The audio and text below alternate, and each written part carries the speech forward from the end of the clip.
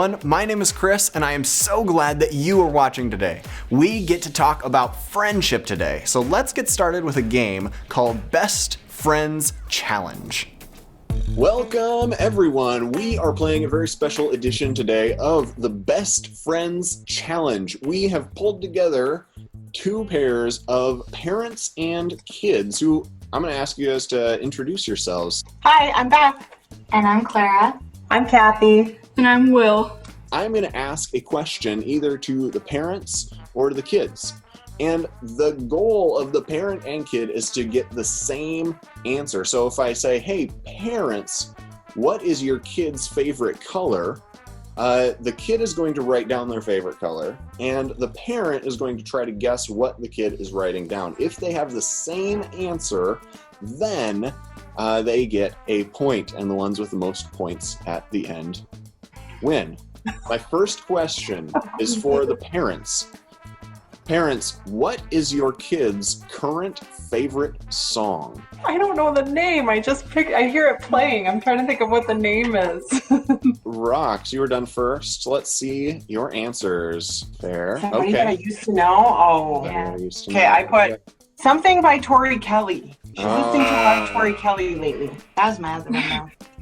Yeah, put yours up. Yeah, you can both put them up. That song from Avengers. Dun dun dun dun dun dun dun dun. So my next question is for you kids. What was your parents' favorite band growing up? What band did they listen to growing up? We really are a musical family. John Cougar Mellencamp. All right. Went to the concert. It was really good. Nice. I was obviously wrong. I did the Don't Stop Believing band. Oh, hey, Journey. Journey. That's a good one too. Okay, first cassette tape I ever bought. I went with DC Talk. Oh, Jesus Freak. oh man. Sarah, what'd you have? I just thought of a band. I don't. Nice. Oh. I almost picked New Kids on the Block. I was a fan of New Kids on the Block too. I had all the posters in my room. All right, parents, we're back to you. What does your kid want to be when they grow up? I'm already not. As of today. Okay. What do you got? Ooh. Well, that's. Hey. Oh. No medical emergency services. That is a point for you. Animal Adoption Center. Oh, nice. Oh. It has changed. Yeah. I had paleontologist. Oh, those are both great. It was paleontologist in the past, so we have some good dinner time conversations that we need to have coming up to learn all this stuff. Kids, your next question is, where was your parent born? This is our kind of question. I feel like this is going to be our moment. Okay, I can do Well, I states. know that she was born in one of the towns like right next to each other, so I'm like trying to figure out which one. Ooh, I got it. nice. Somewhere in Naples. The hospital they had in Naples at the time. You have got a point. Rock family. We're on the board. Wausau, Wisconsin. All right. And Get it? It was nice. All right. Nice job. A point for you as well. All right. The next question for parents. If your kid could go anywhere, where would they travel? Where do I want to go? Rock family. Let's see your answers. Okay. I don't know if this will count. The beach. Oh, Some beach near some ocean somewhere. no, That's okay. it's I think you're feeling pretty specific about Hawaii. I felt like yeah. you really want to travel there. Surf. I almost wrote surfing at a beach. I almost wrote that. Yeah. My answer is to our cabin. Nice. Oh. I was thinking more complicated, but that's way better. I said Disney World. What kid doesn't want to go to Disney World? Here's another one for kids. What is your parents' middle name? I know it, but I don't know how to spell it. I think we're first. He doesn't know, but it's Jenny. Jenny. Okay. Thinking that. I was like, oh, I was gonna say Beth, but that's my sister's middle name. My middle name is Holly. All right. What'd you guess? Well, I spelled it wrong, but Okay. That's You did good. it right. I did it right the first She time. did the first time, but then she second guessed herself. That counts. I think that's good. Parents, if your kid was an animal, which animal would they want to be? I just went with his favorite animal, so I'm hoping that's the one that he picked. Nice. Good choice. Dolphin. Okay. Oh, way to go. That's very specific, too. What'd you pick? A wolf. Nice. Wow. What'd you do? You're the pack. I did not pick a wolf. I did do a cat.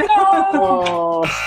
A wolf would be very You gotta, cool. like, live off the land and stuff. Kids, what is your parents' favorite kind of ice cream?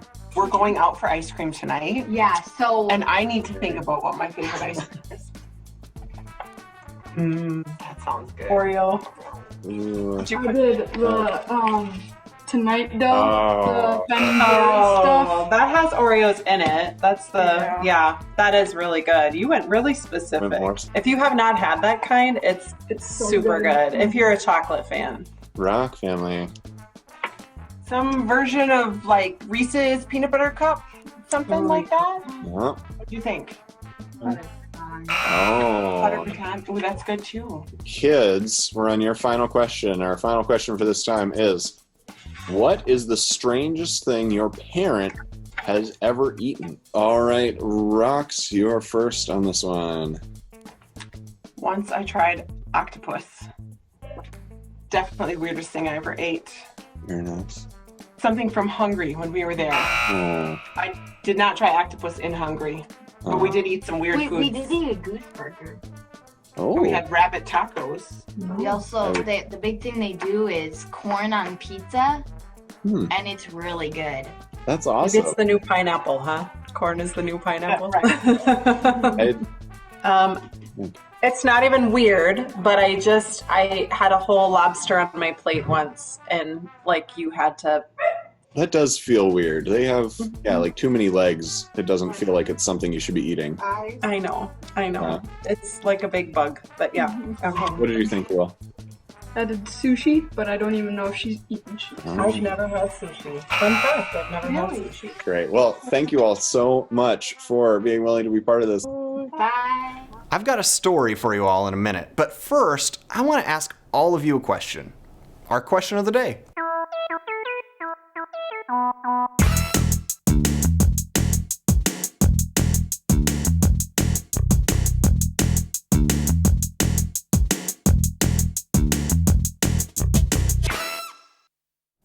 Our question of the day is, how did you meet one of your friends? Did you meet someone moving into your neighborhood? Did you bump into each other in the hallway at school? Have you been friends longer than you can even remember? Talk about that if you're with other people, and we'll be back in just a few seconds.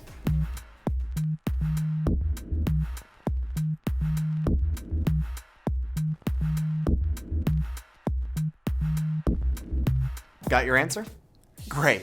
I actually met my best friend when we teamed up during a giant Nerf battle.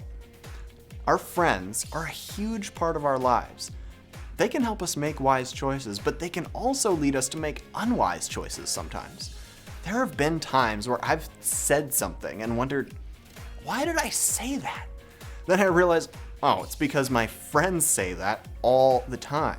I've watched movies that terrified me and kept me up the whole night because I didn't want to seem scared in front of my friends who wanted to watch it. Our friends make a big difference in our lives. But I want you to think about this today.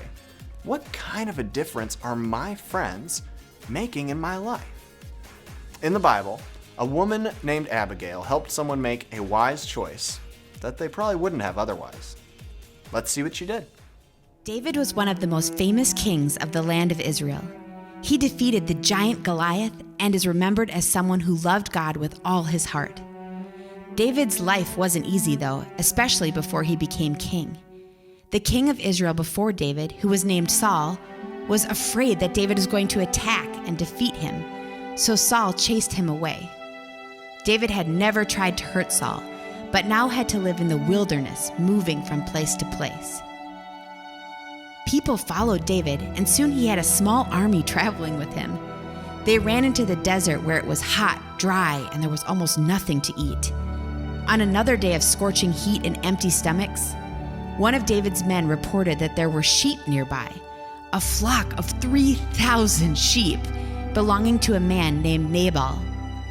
David and his men had a choice to make. Should they steal some sheep and eat well, or let them go and stay hungry? David knew what the right thing to do was.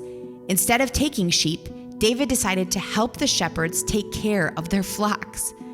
David's army protected them from thieves and wild animals as long as they stayed in the desert. When the shepherds went back to their home, David sent a message with them for Nabal. The message said, "Hello, Nabal. May everything go well with you and your family. The whole time your shepherds were here in the desert, we treated them well. We didn't take anything from them. We've come to you now for help. Please give us any food you can find for us." When David's messengers came back, they looked angry. Nabal had been rude to them. "Who is David?" he asked. "He's no better than my servant. Why should I give him food?" Nabal made fun of David and refused to help them. David was furious. "Everything we did for Nabal was worthless," he said. "We helped him, but he paid us back evil for good. Put on your swords." The men leapt up to follow David. They advanced on Nabal's home across the desert. One of Nabal's shepherds knew that they were in trouble. He ran to find help, but instead of talking to Nabal, the shepherd found Abigail, Nabal's wife. He told her how David had helped the shepherds. Nabal had insulted David, and that David's army was on its way. Abigail quickly got to work. She made a feast for David and his men and brought it out to them in the desert. Abigail ran to David, bowed down, and begged him to forgive Nabal. She said, "Let me take the blame. Don't pay attention to Nabal. He's a foolish person. I'm sorry I didn't hear about this earlier. God chose you, David, to be king of Israel. Let God handle Nabal. You keep doing what is right." David realized that he had been angry. He thanked Abigail and then thanked God for stopping him from doing something foolish. Abigail's wisdom didn't fix everything. Nabal was still rude and arrogant, and David still had problems of his own. Even so, Abigail had helped David make a better choice. She helped him choose peace and forgiveness over anger and revenge. Abigail's story reminds me that if we want to be wise, we need to have wise friends. Here's an example of why that's so important. Using some pasta noodles. If you've ever made mac and cheese, you know you have to put the noodles in water for a while to get them ready. I wanted to see what would happen if you put noodles into different colored water. These noodles have been sitting in the water for a while, so let's see what's happened to them.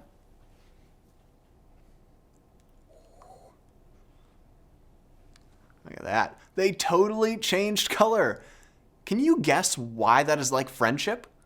Well, when you spend time around someone, you'll also start to think, talk, and even act like them. This works both for wise friends and for unwise friends. Now, if I just dip one of these into the water, it doesn't change the color of the noodle that much. But the more time it spends in the water, the more it will start to change. Now, I want you to know this. None of us are going to be wise all the time. Every one of us and every one of our friends will make mistakes and do things that are wrong. What I mean by an unwise friend is someone who keeps on doing wrong things and isn't sorry about it. Someone who tries to get you to do things you know are wrong. If you know someone like that, you don't have to be mean to them or stop talking to them completely, but you might not want to spend a lot of time around them. The other side of that, though, is that our wise friends can help us become more wise. When we have friends that encourage us to do good things, to help others, to learn about God and make wise choices, those are people we should want to be around.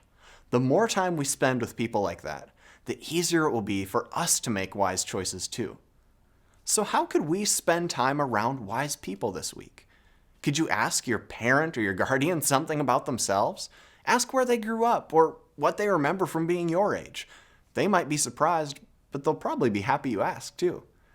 Could you set up a video call with some of your favorite people? Could you thank someone just for being a good friend to you? Our friends are so important. Let's take some time to be with them this week. There's a little more for you to watch, but right now, I'm going to pray for us.